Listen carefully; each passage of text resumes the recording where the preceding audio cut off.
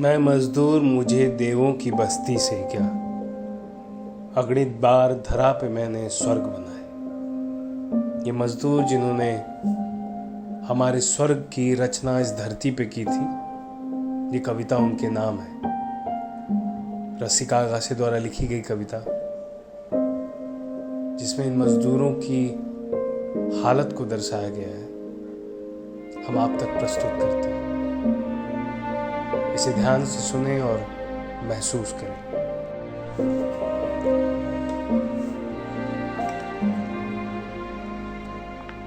आखिरकार हमने इन्हें देख ही लिया।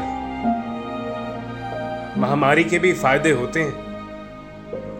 आखिरकार ये दिख तो गए। पता नहीं इतने साल कहां छुप गए थे। आसपास थे पर दिखते ही नहीं थे। शायद चाचा के घर की ईंटें इन्होंने रखवाई थी, या इंटरनेशनल स्कूल की नींव के पत्थर इन्होंने उठाए थे। कभी सब्जी इनसे ली थी, कभी इनके रिक्शे पे बैठे थे, कभी बटर चिकन की डिलीवरी इनके हाथ से ली थी, कभी गाड़ी का शीशा नीचा करके बस अड्डे पर देखा था। पता नहीं किसके इंतजार में थे। कभी कुछ महीने घर पर काम भी किया था। वो शायद माली था, वो किसी फैक्ट्री का मजदूर रहा होगा, कपड़ों से लग रहा है, या ये दर्जी था जिससे दुपट्टा टाका था।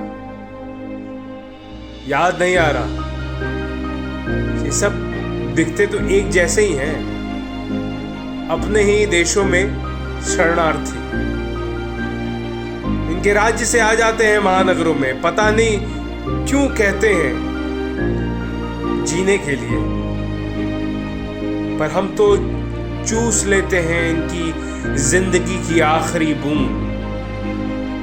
भाई यहां आकर यमुना नदी पर छठ मनाते हैं, तब दिख जाते हैं कमबख्त। ये मील मजदूर भी नहीं, संगठित थोड़े ही हैं। अब दिखे इतने साल बाद, जब पूरा देश बंद है, तब इनको अपने घर जाना है ना। चुपचाप पड़े नहीं रह सकते थे कमरों में। अब ये मत कहना कि महीने का राशन नहीं जुटा सकते। सारे देश के लिए महामारी का खतरा बढ़ा रहे हैं। अरे इतना लंबा चल के जाएंगे क्यों? क्योंकि हमें इनमें से किसी का नाम नहीं याद। ये सिर्फ भीड़ है महानगर बनवाने वालों की, जो बच जाएंगे। महामारी के बाद वापस तो आएंगे ही, कहते हैं जीने के लिए। अब की बार इन्हें देख तो लिया है, पर पहचान पाएंगे? थप्पे मार देते हैं इन पर। इनके खाने की, रियाश की, पढ़ाई की जिम्मेदारी हम पर थोड़ी है। ये हमारे लिए काम करते हैं तो पैसे लेते हैं, कोई एहसान नहीं है। वो तो महामारी फैली है तो दिख गए बस।